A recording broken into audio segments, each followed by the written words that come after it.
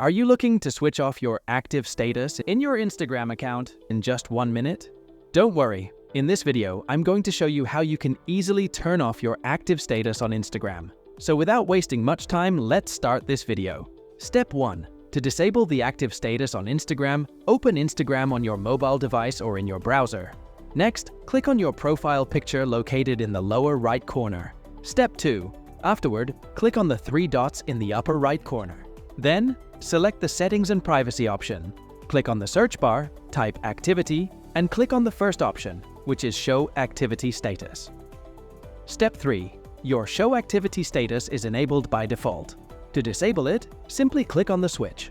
Congratulations! You've successfully learned how to manage your Instagram active status. By following these steps, you can now control whether your online activity is visible to others on the platform.